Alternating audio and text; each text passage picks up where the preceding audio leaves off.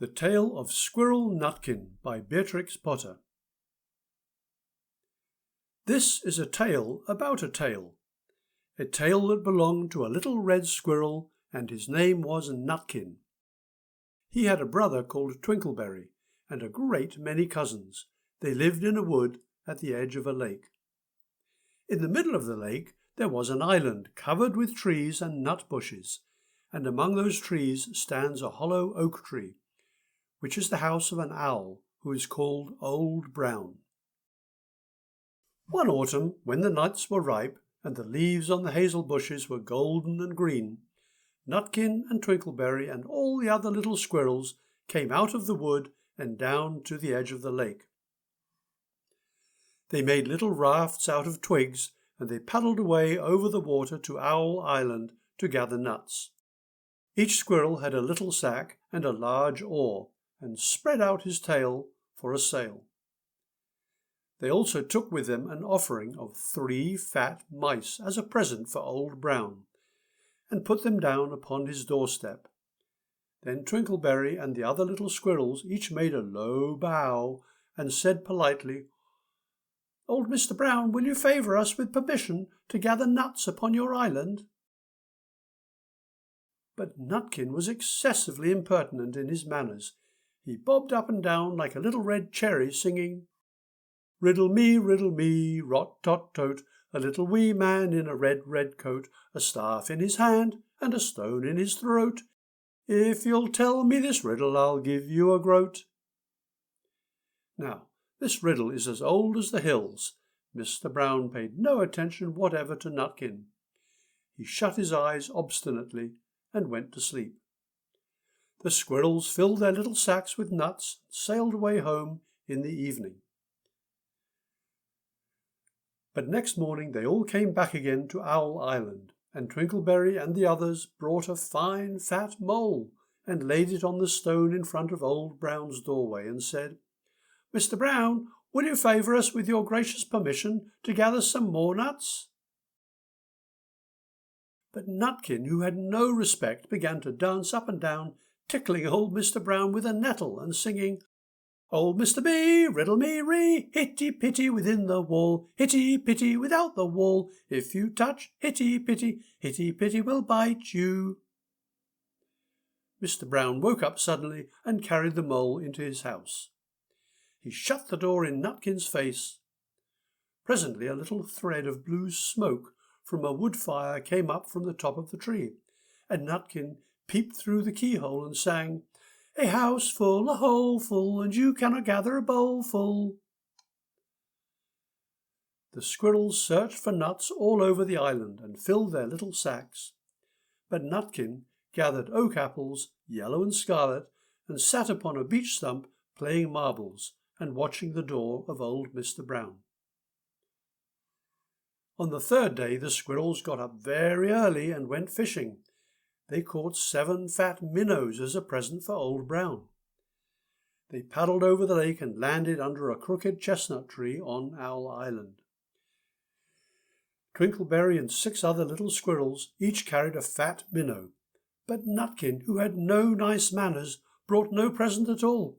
He ran in front, singing, "The man in the wilderness said to me, 'How many strawberries grow in the sea?' I answered him as I thought good, 'As many red herrings as grow in the wood.'" But old Mr. Brown took no interest in riddles, not even when the answer was provided for him. On the 4th day the squirrels brought a present of 6 fat beetles, which were as good as plums in plum pudding for Old Brown. Each beetle was wrapped up carefully in a dock leaf, fastened with a pine needle pin. But Nutkin sang as rudely as ever, "Old Mr. B, riddle me ree, flower of England, fruit of Spain, met together in a shower of rain, put in a bag tied around with string. If you'll tell me this riddle, I'll give you a ring." Which was ridiculous of Nutkin, because he had not got any ring to give to Old Brown. The other squirrels hunted up and down the nut bushes, but Nutkin gathered robin's pincushions off a briar bush and stuck them full of pine needle pins. On the 5th day, the squirrels brought a present of wild honey. It was so sweet and sticky that they licked their fingers as they put it down upon the stone. They had stolen it out of a bumblebee's nest on the tippity top of the hill. But Nutkin skipped up and down singing, "Hum-a-bum, buzz, buzz, hum-a-bum, buzz. As I went over Tipple-tine, I met a flock of bonny swine. Some yellow-nacked, some yellow-backed, they were the very bonniest swine that ever went over Tipple-tine." Old Mr. Brown turned up his eyes in disgust at the impertinence of Nutkin, but he ate up the honey. The squirrels filled their little sacks with nuts, but Nutkin sat upon a big flat rock and played ninepins with a crab-apple and green fir cones. On the 6th day, which was Saturday, the squirrels came again for the last time. They brought a new-laid egg in a little rush basket as a last parting present for Old Brown. But Nutkin ran in front, laughing and shouting, "Humpty Dumpty lies in the beck with a white counterpane around his neck. 40 doctors and 40 wrights cannot put Humpty Dumpty to rights." Now, old Mr. Brown took an interest in eggs. He opened one eye and shut it again, but still he did not speak. Nutkin became more and more impertinent.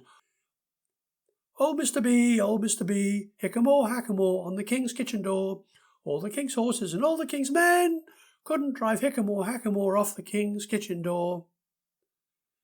Nutkin danced up and down like a sunbeam, but still Old Brown said nothing at all.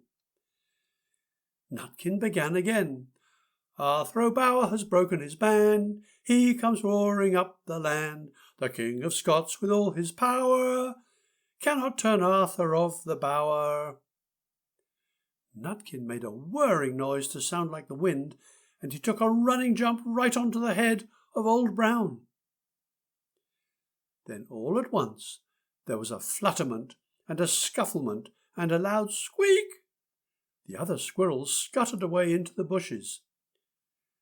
When they came back, very cautiously peeping around the tree, there was Old Brown sitting on his doorstep, quite still, with his eyes closed, as if nothing had happened. But Nutkin was in his waistcoat pocket. This looks like the end of the story, but it isn't. Old Brown carried Nutkin into his house and held him up by the tail, intending to skin him. But Nutkin pulled so very hard that his tail broke in two, and he dashed up the staircase and escaped out of the attic window. And to this day, if you meet Nutkin up a tree and ask him a riddle, he will throw sticks at you and stamp his feet and scold and shout, "Cook, cook, cook, cook, cook, cook, cook."